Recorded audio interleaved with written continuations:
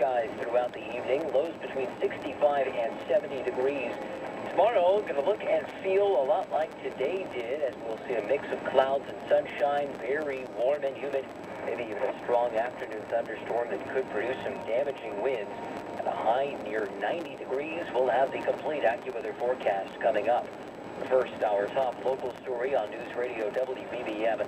Authorities in Wisconsin say the diver who was killed in an incident in Lake Michigan off of Milwaukee yesterday is an Illinois woman, and a second diver who's missing and presumed dead is her husband.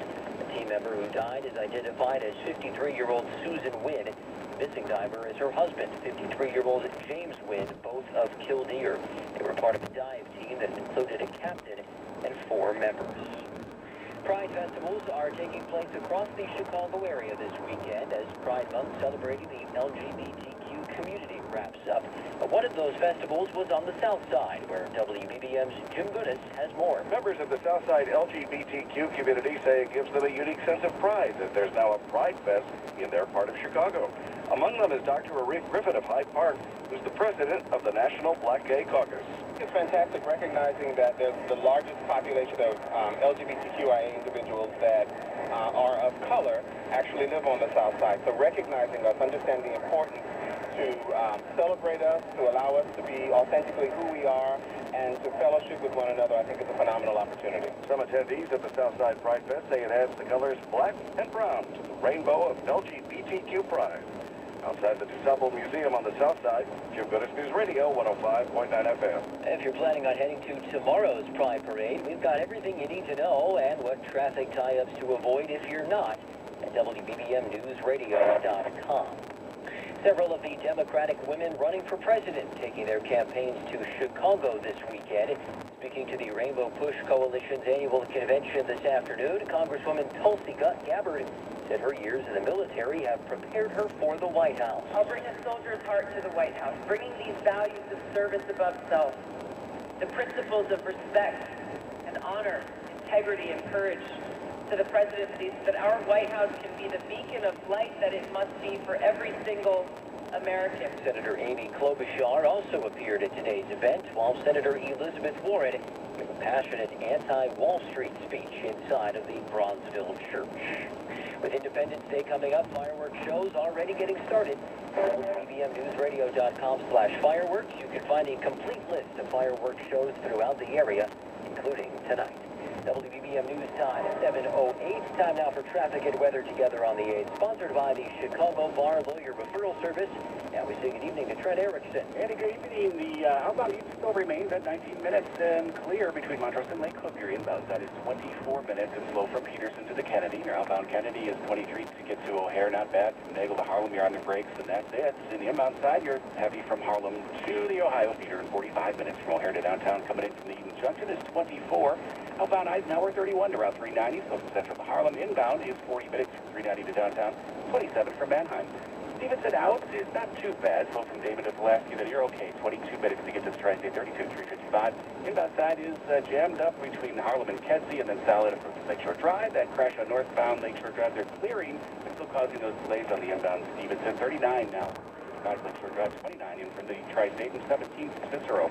I-55 southbound is good. Your northbound side goes between Lorenzo and Arsenal. That's because of construction in the left lane, longer term stuff in place. 20 minutes on the outbound Dan Ryan. That's what'll take you downtown to 95th. Slow from 71st down. The inbound side is 20 minutes as well, and tight from the Stevenson to the Bird interchange.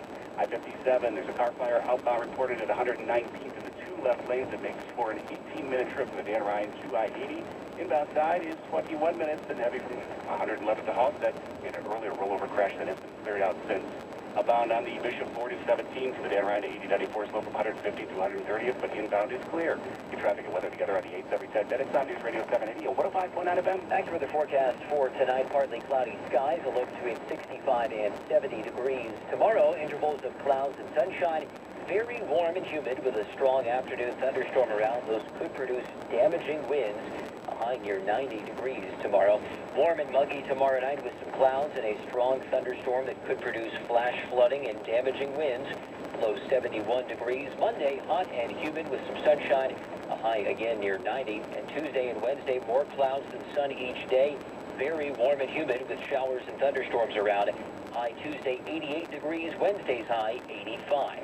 Right now, we've got clear skies. It's 83 degrees at O'Hare, 81 Midway, and 71 along the lakefront. Right now, an east wind at 9 miles per hour. WBBM News Time 7:10 as the News Watch continues. It's been a violent start to the weekend across Chicago. Police say 21 people were shot, 2 of them fatally within a 12-hour stretch to begin the weekend. Both fatal shootings were in the East Garfield Park neighborhood. This afternoon, police say a 32-year-old man was killed, 2 others wounded in a shooting on the south side. Questions remain unanswered in the death of a Waukegan man while in police custody. 31-year-old Avian Cotton had just been released from jail on Thursday following a March drug arrest and pulled up to a home where Waukegan police were about to execute a narcotics search warrant. Police said he put what they called an unknown white substance in his mouth and tried to run. They say he refused to spit it out while being arrested. Cotton became distressed, according to police, and paramedics took him to a hospital where he died. An autopsy found no signs of physical trauma. The coroner, Howard Cooper, said multiple bags containing a white rock-like substance were found in his stomach and esophagus.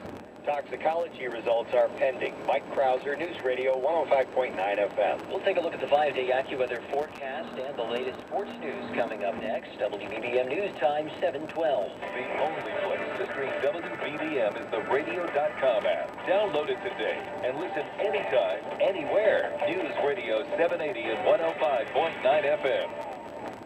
A game is just a game. It's how you play that makes a difference. It's true for all types of games, including gambling. If you or someone you know is gambling for more than just fun, call the Way Back In, toll-free at 1-833-DON'T-BET for a free confidential evaluation. Here are a few signs of a gambling disorder. You've gambled until you lost your last dollar. You're preoccupied with gambling. You've made repeated unsuccessful attempts to stop gambling.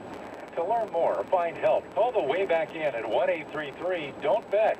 There are certain factors that can lead people to developing a gambling disorder: stressful life events like death or divorce, pre-existing health issues such as depression, and a family history of addiction. Fortunately, someone with a gambling disorder can get help. Evaluations are free and confidential. In the Chicagoland area, call the Way Back In, toll-free, 1-833-DON'T-BET. 1-833-DON'T-BET. Balance of nature, changing the world one life at a time.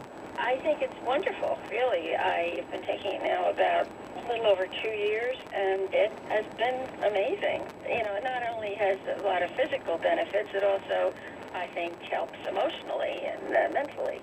One of the big things was my husband had cancer, and he was terminal, and it just got me through the whole thing. And I really think it gave me the stamina to get through it, and you know, I slept at night, and